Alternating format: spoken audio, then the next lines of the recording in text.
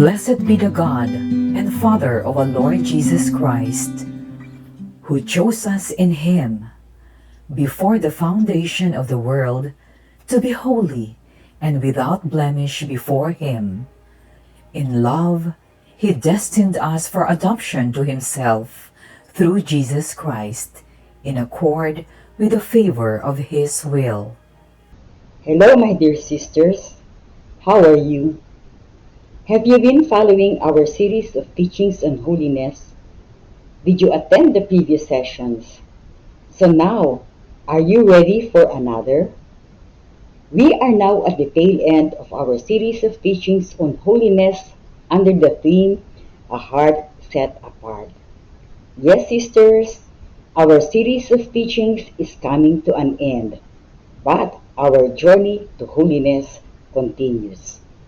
Before we proceed, let us recall what we have learned so far. In the first session, we saw the face of holiness in Jesus as He embodied the Beatitudes.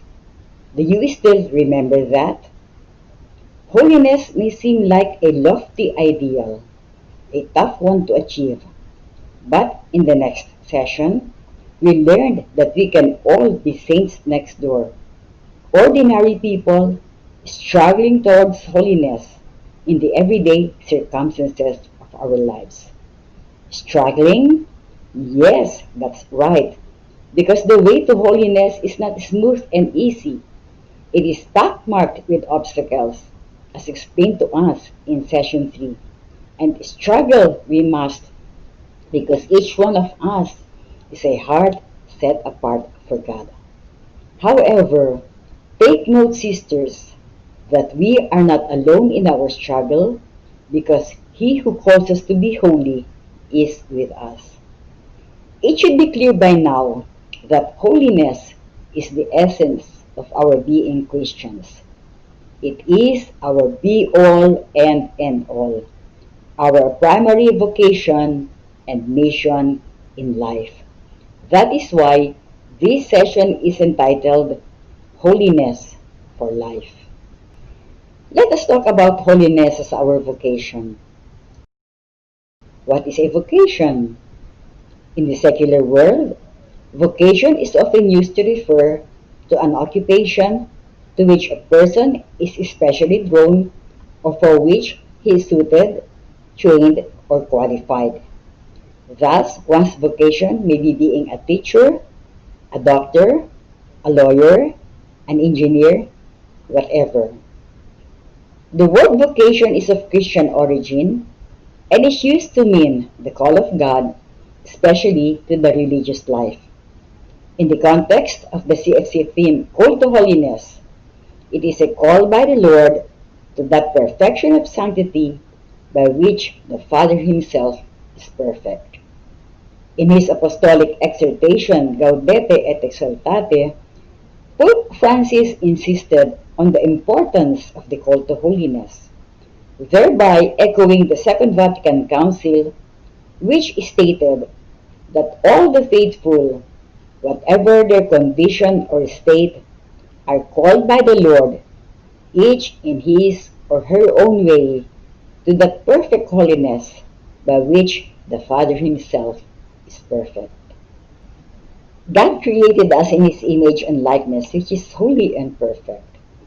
This means that we were designed for holiness from the moment of conception.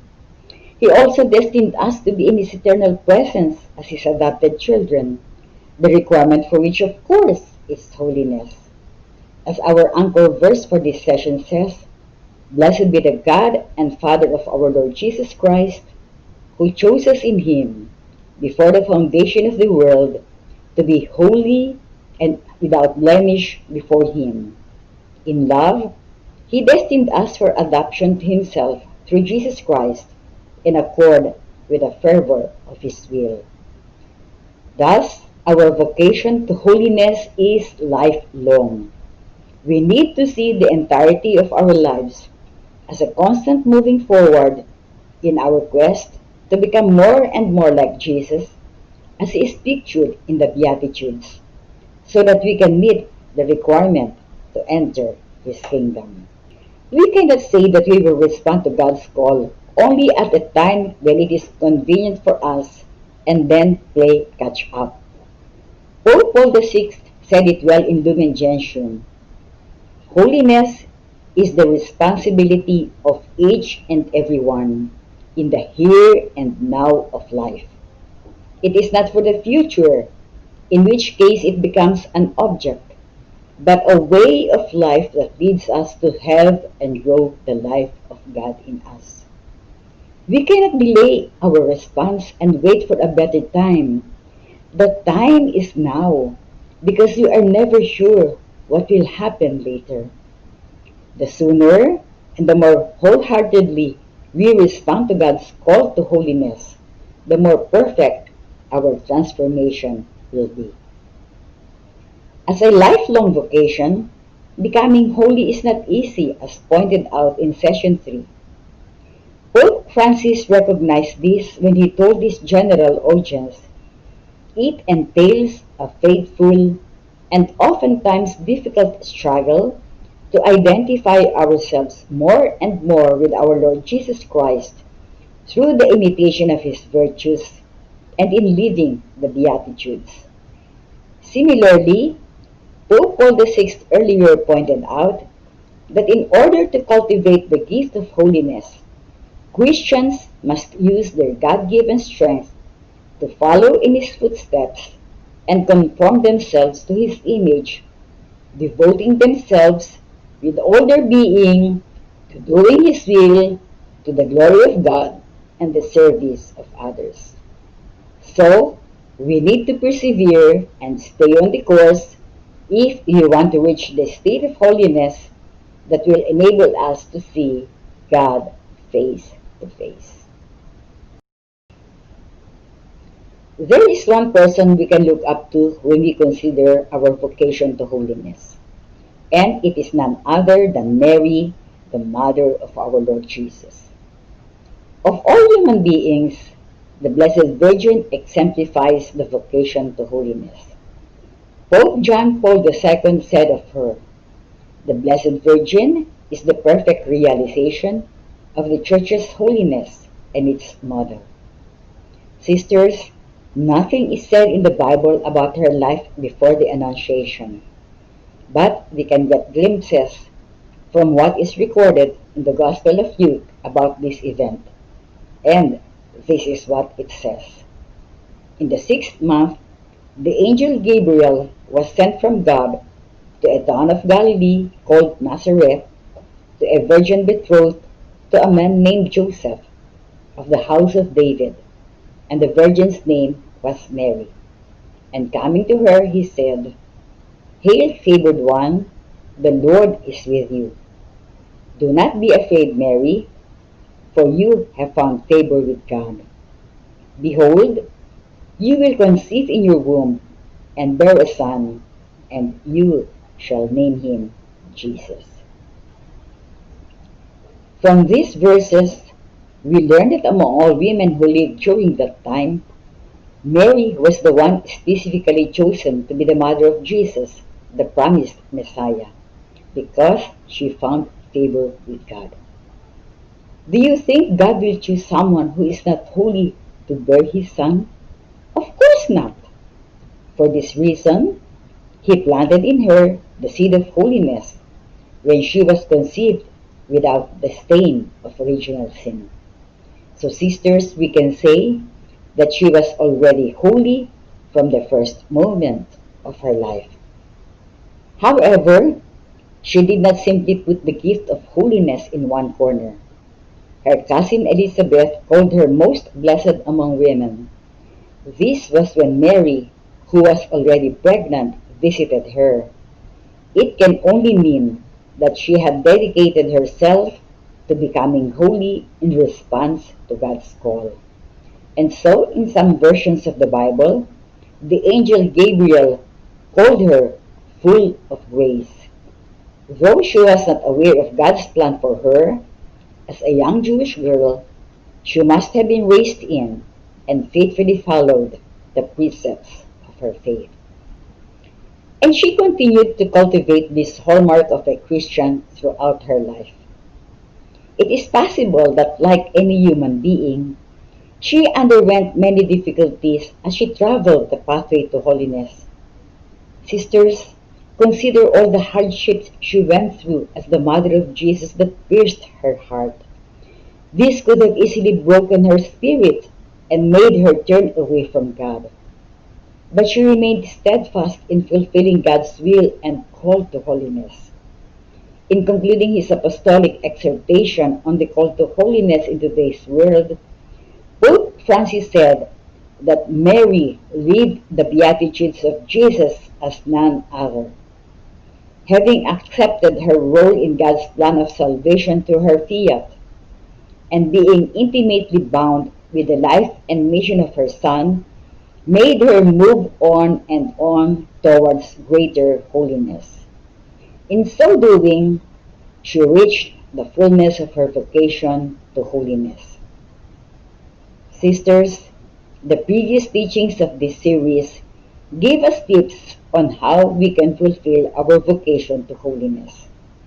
As we strive to observe this and faithfully try to live out the Beatitudes with the grace of God, then we can become like Mary, women set apart for God. In a little while, you will have your reflection on household sharing and discussion on the following questions. First, when and how did you realize that being holy is a lifelong vocation? Second, since then, what steps have you taken to become holy? Third, what further steps do you need to take to walk the path of holiness? To help you in this regard, which of the following virtues of Mary, which correspond to the Beatitudes, do you want to have in order to grow in holiness? Briefly explain why. Do you want to become most pure or most prudent? Do you want to become most humble, most faithful? Perhaps you want to become most devout, most obedient. Maybe you want to become most poor, most patient. How about being most merciful or most sorrowful or compassionate? Your household help will show the slides of these questions to help you with your reflection. As you go along, please also recall your reflections during the previous sessions so that you can weave them into a story of your journey towards holiness. So, sisters, holiness is our vocation in life. However, the journey to holiness is not just for our own sake. In your next household prayer meeting, you will be looking at how you can move from personal to communal or universal holiness. This is another step that you need to take to grow in holiness. So be sure not to miss your next household prayer meeting. And I will see you again in that household prayer meeting. Meanwhile, let us sing this song called to holiness.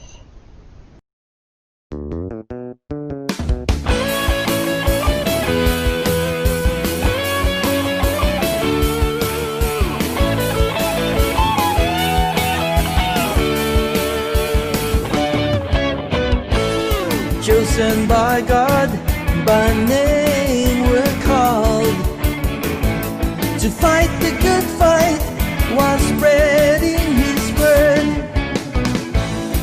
Empty ourselves, open up our hearts, let His Spirit flow to lead our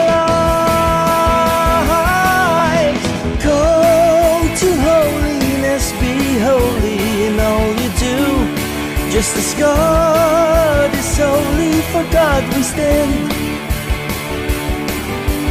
Call to worthiness, be worthy, God commands. For God is divine and so should we be.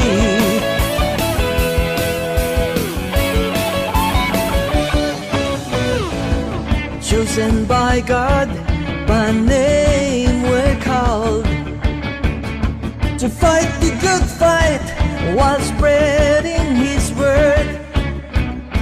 Submit to God now, prepare your heart and mind, and be sanctified in His call.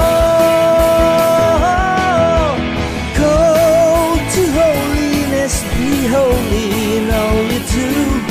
Just as God is holy, for God we stand.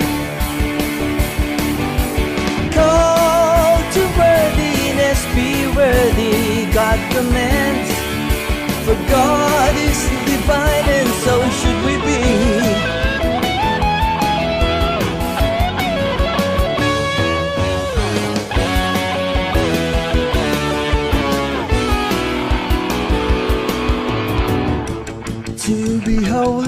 To be holy, go and seek His guidance and be worthy, yes, be worthy.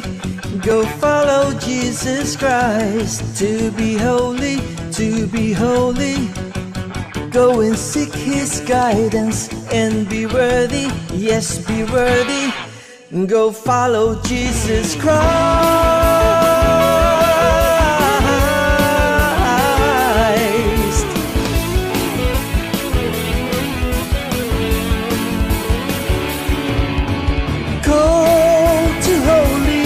Be holy in all you do.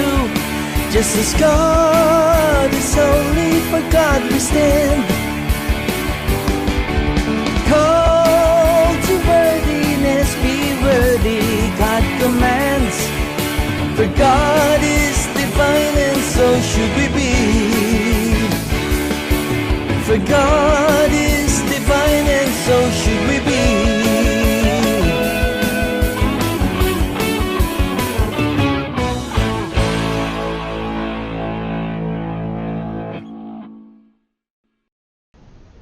You may now have your sharing on the discussion starters.